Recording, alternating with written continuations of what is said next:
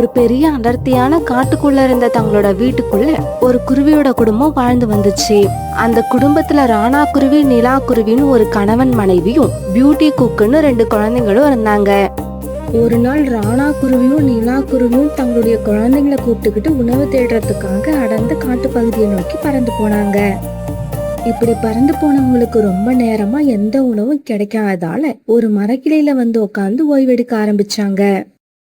அம்மா, எனக்கு ரொம்ப பசிக்குது, சாப்பிட ஏதாவது கொடுக்குறீங்களா? குக்கு, அம்மாவும் அப்பாவும் நமக்கு உணவு தேடதான் கஷ்டப்பட்டுக்கிட்டு இருக்காங்க. குழந்தைங்களா, கொஞ்சம் பொறுத்துக்கோங்க. இன்னும் கொஞ்ச தூரம் நாம பறந்து போனா அடர்ந்த காட்டு பகுதி வந்துரும். அங்க உள்ள மரங்கள்ல நமக்கு தேவையான இனிப்பான பழங்கள் கிடைக்கும். பிறகு எல்லா பறவைகளும் அங்கிருந்து பறந்து போக ஆரம்பிச்சாங்க. இப்படி பறந்து போனவங்க அடர்த்தியான காட்டு பகுதிக்கு போய் சேர்ந்ததும் அங்க உள்ள ஒரு மரத்தடியில உட்காந்து ஏதாவது உணவு கிடைக்குதான்னு தேட ஆரம்பிச்சாங்க. அந்த சமயத்துல மண்ணுக்கடியில இருந்த ஒரு மரப்பெட்டி ஆச்சரியமான முறையில தரைய பிளந்துகிட்டு மேல வந்துச்சு. இத பார்த்த ராணா குருவியும் நிலா குருவியும் ரொம்ப ஆச்சரியப்பட்டாங்க. என்னங்க, இந்த மரப்பெட்டிய பார்த்தா ரொம்பவும் பழைய காலத்து மரப்பெட்டி மாதிரி இருக்கு. எனக்கும் அப்படிதான் தோணுது. இருந்தாலும் மண்ணை பொழந்துகிட்டு இந்த பெட்டி மேல வந்த விதம் தான் எனக்கு ஆச்சரியமா இருக்கு. அப்பா அப்பா, நாம பெட்டியை திறந்து உள்ள என்ன இருக்குன்னு பார்க்கலாம்ப்பா. ஆமாப்பா, பெட்டிக்குள்ள என்ன இருக்குன்னு தெரிஞ்சுக்க ஆவலா இருக்கு. பொறுங்க, உங்க ஆசைப்படி இப்பவே பெட்டியை திறந்து பார்த்துருவோம். பிறகு ராணா குருவி அந்த பெட்டியை திறந்து பார்த்தது. இந்த குருவிகளை எதிர்பார்த்த மாதிரி அந்த பெட்டியில தங்க நாணயங்களோ வைர நகைகளோ இல்ல. அதுக்கு பதிலா கொண்டக்கடலை தான் இருந்துச்சு. அத பார்த்த இவங்க எல்லாரும் ஏமாந்து போயிட்டாங்க. அப்பா, நமக்கு ஏதோ பொக்கிஷம் கிடைச்சதுன்னு நினைச்சு சந்தோஷப்பட்டேன். ஆனா இதுல கொண்டக்கடலை தான் இருக்கு. நான் ரொம்ப ஏமாந்துட்டேன்ப்பா. இங்க பாரு பியூட்டி, இப்ப நாம எல்லாம் உணவு தேடதான் இந்த இடத்துக்கு வந்தோம். இப்படி நாம வந்த இடத்துல சாப்பிட கொண்டக்கடலை கிடைச்சிருக்கேன்னு நினைச்சு சந்தோஷப்படுங்க. ஆமாம் பியூட்டி, அப்பா சொல்றதுதான் சரி. எப்பவுமே நீங்க உங்க மனசுல பேராசை வளர்த்துக்க கூடாது. மனசுல பேராசை இல்லாததாலதான் நானும் உங்க அப்பாவும் ஏழையா இருந்தா கூட மனசு நிம்மதியாவும் சந்தோஷமாவும் வாழ்க்கை நடத்துறோம். நிலா குருவி இப்படி பேசிக்கிட்டு இருக்கும் போது திடீர்னு அந்த மரப்பெட்டி இப்படி பேச ஆரம்பிச்சது. இங்க பாருங்க பறவைகளே, நான் சாதாரண மரப்பெட்டி கிடையாது, மந்திர மரப்பெட்டி. நான் 100 வருஷங்களுக்கு அதிகமா இந்த மண்ணுக்கடியில புதைஞ்சு கிடக்குறேன்.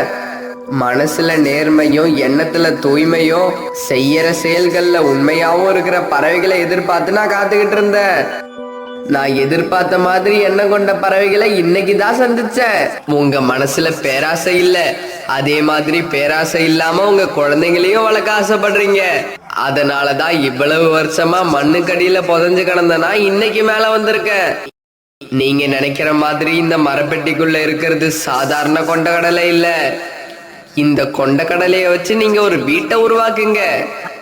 அந்த வீடு ஒரு சாதாரண வீடா இருக்காது.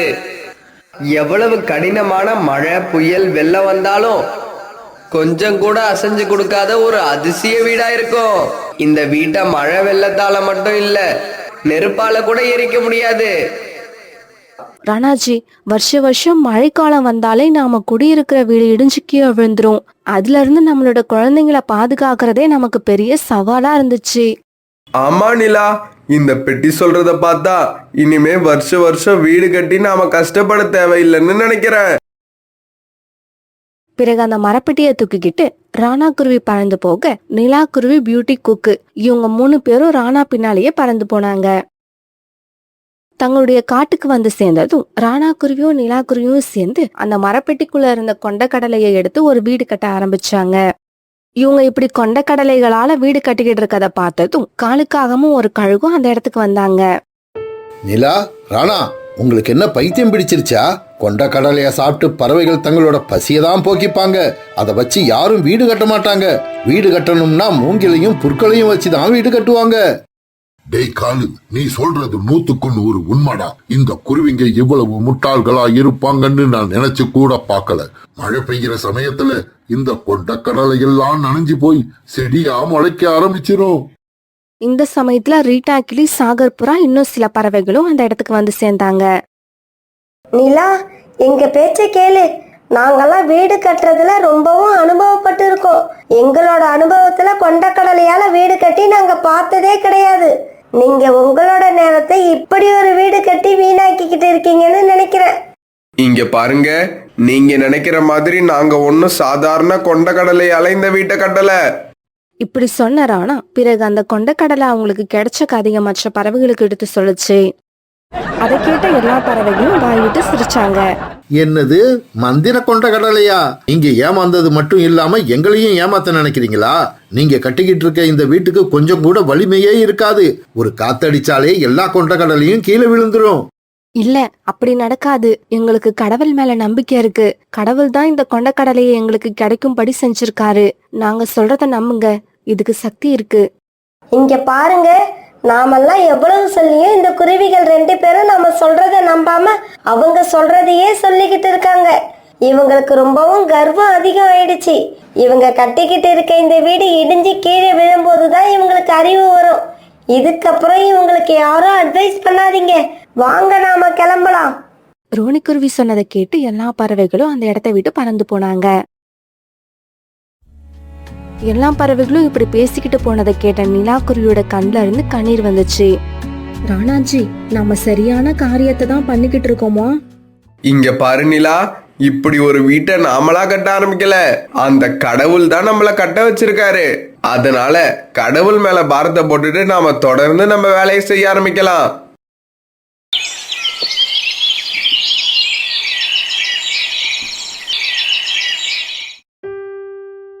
பிறகு ரொம்ப நேரம் கழிச்சு நிலாக்குருவியும் ராணாக்குருவியும் சேர்ந்து அந்த கொண்டக்கடலைகளை வச்சு ஒரு அழகான வீட்டை கட்டி முடிச்சாங்க.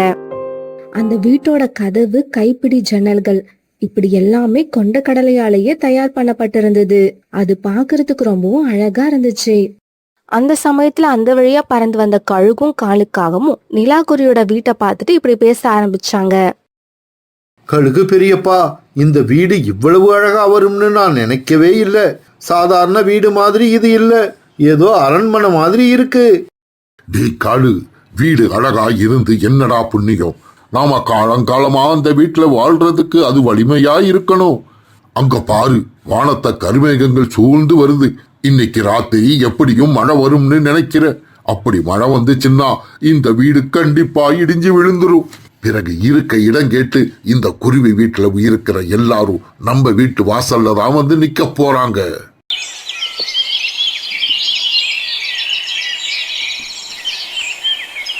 காலுக்காகவும் கழுகும் பேசிக்கிட்ட மாதிரியே அன்னைக்கு ராத்திரி அந்த காட்டுல பயங்கரமான புயல் வீச ஆரம்பிச்சது. அந்த காட்டுல இருந்த நிறைய மரங்கள் வேரோட பறந்து போச்சு. மரங்கள் மட்டும் இல்ல, பறவைகளோட வீடுகளும் வீசின புயல் காத்துக்கு ஈடு கொடுக்க முடியாம காத்துல பறந்து போனதை பார்க்க முடிஞ்சது. பிறகு கொஞ்ச நேரத்துல கடுமையான மழையும் பெய்ய ஆரம்பிச்சது. காப்பாத்துங்க, என்ன காப்பாத்துங்க. என்னோட வீடு காத்துல பறந்து போயிடுச்சு. என்னோட உயிர் ரொம்பவும் ஆபத்துல இருக்கு. ரீட்டா, இந்த மரத்தை விட்டு சீக்கிரம் கிளம்பு, இல்லைன்னா நாம உயிர் தப்பிக்க முடியாது. ராணி, சீக்கிரமா நாம நம்ம குழந்தைங்களை கூப்பிட்டுக்கிட்டு பாதுகாப்பான இடத்துக்கு போகணும். இல்லைன்னா நம்ம குழந்தைங்களை நம்மளால காப்பாற்ற முடியாது. இந்த சமயத்துல காலுக்காகத்தோட வீடும் அந்த கழுகோட வீடும் காத்துல பறந்து போயிடுச்சு. அந்த காட்டுல இருந்த எல்லா பறவைகளும் பாதுகாப்பான இடத்தை தேடி அந்த காட்டுல அந்த பக்கமும் இந்த பக்கமும் பறந்து போக ஆரம்பிச்சாங்க. இப்படி வீசின புயல் காத்துலயும் கடுமையான மழையிலும் நிலாக்குருவி கட்டியிருந்த வீடு மட்டும்தான் அப்படியே இருந்துச்சு. அந்த வீடு எந்த சேதமும் இல்லாம கொஞ்சம் கூட அசைந்து கொடுக்காம அப்படியே இருந்துச்சு. அந்த வீட்டுக்குள்ள இருந்த ராணாக்குருவி, நிலாக்குருவி, பியூட்டி குக்கு இவங்க 4 பேரும் ரொம்ப பாதுகாப்பா இருந்தாங்க. அவங்களுக்கு இப்ப எந்த கவலையும் இல்லை. தங்களுடைய வீட்டுல இருந்த ஜன்னல் வழியா பறவைகள் பாதுகாப்பான இடத்த தேடி அலைஞ்சுக்கிட்டு இருக்காத பியூட்டியும் குக்கும் பார்த்துட்டாங்க. அம்மா, நம்ம காட்டுல பறவைகள் எல்லாம் ரொம்பவும் ஆபத்துல இருக்காங்கன்னு நினைக்கிறேன். இருக்கிறதுக்கு பாதுகாப்பான இடத்தை தேடி அப்படியும் இப்படியும் பறந்துகிட்டு இருக்காங்க. ஆமாம்மா, அவங்களெல்லாம் பார்க்க பாவமா இருக்கு. எல்லாரையும் நம்ம வீட்டுக்கு வர சொல்லி அவங்களுக்கு அடைக்கலம் கொடுக்கலாமா? சபாஷ் குழந்தைங்களா, உங்களை நினைக்கும் போது எனக்கு ரொம்ப பெருமையா இருக்கு. நீங்க எப்படி வளரணும்னு ஆசைப்பட்டோன்னா அதே மாதிரி வளர்ந்துருக்கீங்க. மற்றவங்களோட கஷ்டத்தை பார்த்ததும் அவங்களுக்கு உதவி செய்யணுங்கிற எண்ணம் தன்னால வரணும். உங்களுக்கு அப்படி வர ஆரம்பிச்சதை நினைச்சு எனக்கு மகிழ்ச்சியா இருக்கு.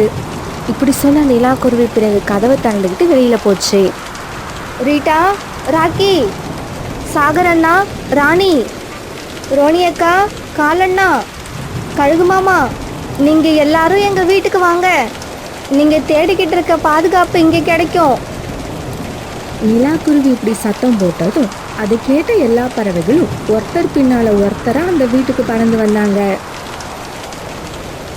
அந்த வீட்டுக்குள்ள வந்ததும் எல்லா பறவைகளோட மனசுலயும் கொஞ்ச நேரத்துக்கு முன்னாடி இருந்த பயமோ கவலையோ இப்ப இல்ல. அவங்க மனசு இப்ப நிம்மதியா இருந்துச்சு. நிலா, ராணா, என்ன மன்னிச்சிடுங்க. நீங்க கட்டின இந்த வீடு இவ்வளவு வலிமையா இருக்கும்னு நான் நினைக்கவே இல்லை. நிலா, நீ உன்னோட கணவரும் இந்த காட்டுல இருக்கிற எல்லா பறவைகளுக்கும் எடுத்துக்காட்டா வாழ்ந்துகிட்டு இருக்கீங்க. நீங்க மட்டும் இப்ப உதவி செய்யலன்னா நாங்க எல்லாம் உயிரோட இருந்திருப்போம்னு சொல்ல முடியாது. நீங்க கடவுள் மேல வச்ச நம்பிக்கை உங்களை மட்டும் காப்பாத்தல, இப்ப எங்களையும் காப்பாத்தி இருக்கு. நான் கூட நீங்க இந்த வீட்டை கட்ட ஆரம்பிக்கிறப்ப இது வலிமை இல்லாத வீடா இருக்கும்னு நினைச்சு இதை கட்ட வேண்டாம்னு சொன்னேன். ஆனா அந்த வீடு தான் இப்ப என்னோட உயிரை காப்பாத்தி இருக்கு. நண்பர்களே, நடந்ததை பத்தி பேசி நேரத்தை வீணாக்காதீங்க. அதை அப்படியே மறந்து போயிடுங்க. உங்களை சுத்தி உள்ளவங்க யாராவது ஒரு விஷயத்த புதுசா செய்ய முயற்சி பண்ணனா அவங்கள என்கரேஜ் பண்ண கத்துக்கோங்க. டிஸ்கரேஜ் பண்ணாதீங்க. ஆமா, எங்க அப்பாவும் அம்மாவும் பண்ணன புது முயற்சி தான் இப்ப நம்ம எல்லாரையும் காப்பாத்தி இருக்கு. இப்படிப்பட்ட சுவாரஸ்யமான கதைகளை பார்க்கறதுக்கு நம்ம சேனலை சப்ஸ்கிரைப் பண்ணி சப்போர்ட் பண்ணுங்க. இந்த கதையை பத்தின உங்களோட கருத்துக்களை கமெண்ட் பாக்ஸ்ல சொல்ல மறந்துடாதீங்க.